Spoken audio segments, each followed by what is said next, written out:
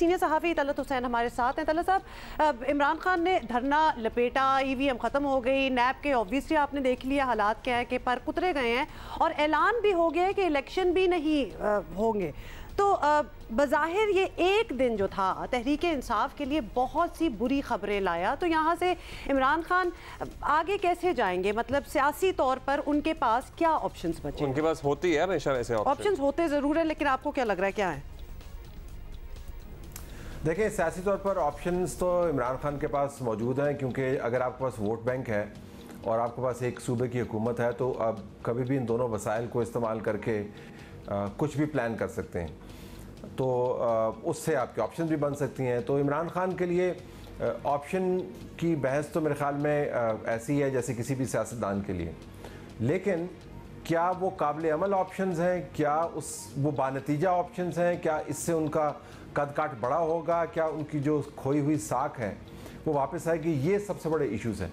देखिए, लॉन्ग मार्च करने से पहले बड़े वाज़े अंदाज से एक मरतबा नहीं, दो मरतबा नहीं, दर्जनों मरतबा नहीं, कई दर्जनों मरतबा उन्होंने कहा था कि मैं जब तक इलेक्शन की डेट नहीं ले लूँ मैं वापस नहीं जाऊँगा। फिर उन्होंने कहा था कि न्यूट्रल्स को भी उन्होंने कह दिया, यानी फ़ौज को कह दिया कि आप भी अपना जो है ना साइड चुन लें, और ब्यूरोक्रेसी को ये कहा और पुलिस को ये कहा, वाज़े अंदाज से बता दिया था।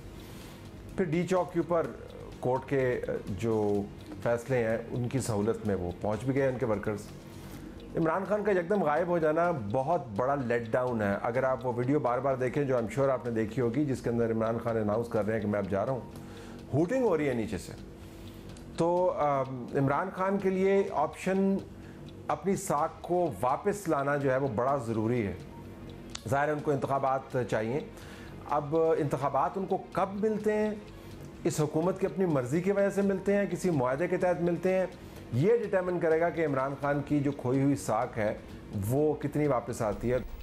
अच्छा, ये भी तलत साहब एक डिवाइडेड ओपिनियन है कि अब वो किस तरह वापस आएंगे या क्या लाहे अमल होगा, क्योंकि उनका जो फॉलोअर है ना वो इंतजार में बैठा हुआ है, वो नहीं अभी गिव अप कर रहा, और वैसे तो किसी को गिव अप करना भी नहीं चाहिए। कल की अगर बात करें तलत साहब तो नंबर्स नहीं थे, हकाइक का अगर जायजा लिया जाए, अब क्यों नंबर्स नहीं थे? आपको लगता है कि पीटीआई ने बड़ा एब्रप्टली इसकी अनाउंसमेंट कर दी थी, प्लान नहीं कर सके, लोग नहीं ला सके, या फिर हुकूमत ने इतना क्रैकडाउन किया और जो किया, जिसको हमने क्रिटिसाइज भी किया, आंसू गैस और क्या कुछ नहीं किया, वो काम कर गया, या फिर लिटरली लोग निकले ही नहीं? मतलब क्या हुआ?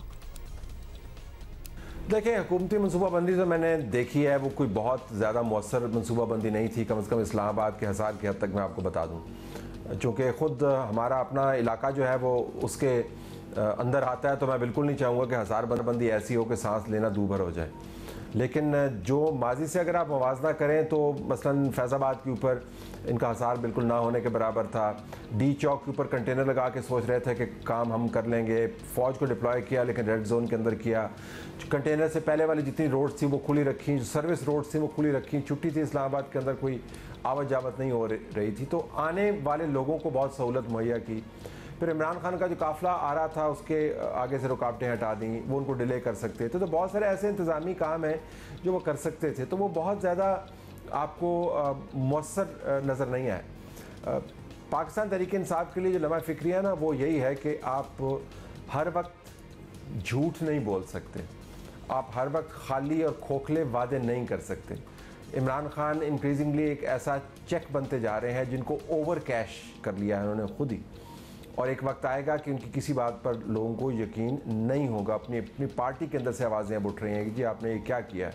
केपी से जब आपके पास लोग नहीं निकले, चले पंजाब में चलो मौसर कोई थी, केपी के अंदर क्या हुआ, मेरे ख्याल में ये बहुत बड़ा एक इशू है। बिल्कुल, और वहाँ तो उनकी अपनी हुकूमत है।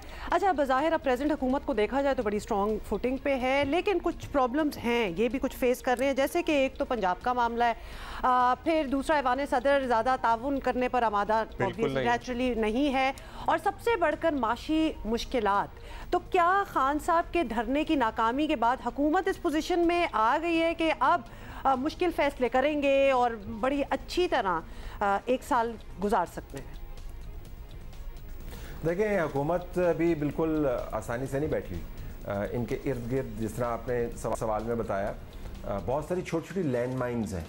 वो लैंड माइन्स पटाखे भी हो सकते हैं, वो लैंड माइन्स उनको पलटा भी सकते हैं। पंजाब का आपने बिल्कुल जिक्र किया, इमरान खान की पार्टी का बहुत बड़ा इम्तिहान था, पार्टी तंजीम का बहुत बड़ा इम्तिहान था। वो इम्तिहान उन्होंने फेल किया अपनी पार्टी को, और अब उसका मुतबादल क्या है वो भी उनके पास जवाब नहीं है। लेकिन नून लीग के लिए पंजाब के अंदर उनका जो चीफ मिनिस्टर है उसके सर के ऊपर सवालिया निशान लटका हुआ है, गवर्नर का मामला अभी तक लटका हुआ है, परवेज़ इलाही साहब जो है एक मुसलसल दर्द सर्द उनके लिए बने हुए हैं, और सदर मुमलिकत जो है वो भी लटकती हुई तलवार है, क्योंकि उनके रास्ते के अंदर रोड़े जो है वो अटकाते रहते हैं। तो अब ये जो इशू है कि आप किस तरीके से अपने आप को स्मूथली पावर के अंदर रखें और उसके बाद उस पावर को इस्तेमाल करें, बहुत बड़ा चैलेंज है।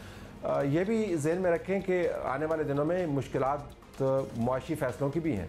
IMF ने आपको बताया है कि बजट आपको ख़ास तरीके का देना है, तो हुकूमत भी कोई बहुत ज़्यादा अच्छे हालात में नहीं है, और इलेक्शन से पहले 2 बजट देने हैं इन्होंने, कम अज़ कम 2 बजट देने हैं, एक तो देना ही देना है। तो हुकूमत भी गैर यकीनी का शिकार आपको नज़र आता है। शुक्रिया आपका तलत हुसैन साहब, आपने वक्त दिया। हुकूमत के लिए भी बहुत मुश्किल हालात हैं, और खान साहब के लिए भी ऐसी कोई सुनहरी बाग नहीं है जो तवक्को कर रहे थे या तवक्को कर रहे हैं। अच्छा, if we have some time, I would love to talk about the feedback that we get and we have been getting over the past few years. आप क्या कर रहे हैं? मैं ज़रा सही कर रहा था नीचे से मशीनरी।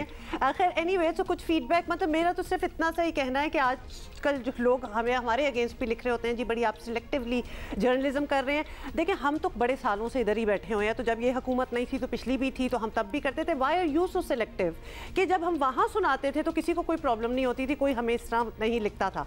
अब हम किसी एक स्पेसिफिक हुकूमत की, ऑब्वियसली हमारा काम है पॉजिटिव क्रिटिसिज्म करना, हम करते हैं, तो हमें जी बड़ी इस किस्म की नेगेटिव फीडबैक मिलती है। आप लोग किधर थे जब पिछली हुकूमतें थी और चीज़ें नहीं अच्छी लग रही थी तो बोलते? तो ये बड़ी हर कोई बड़ी सिलेक्टिव लगता है काम कर रहा है, बट अक्यूज किसी एक एवेन्यू को कहा जाए। आप हर एक को तो खुश नहीं रख सकते ना।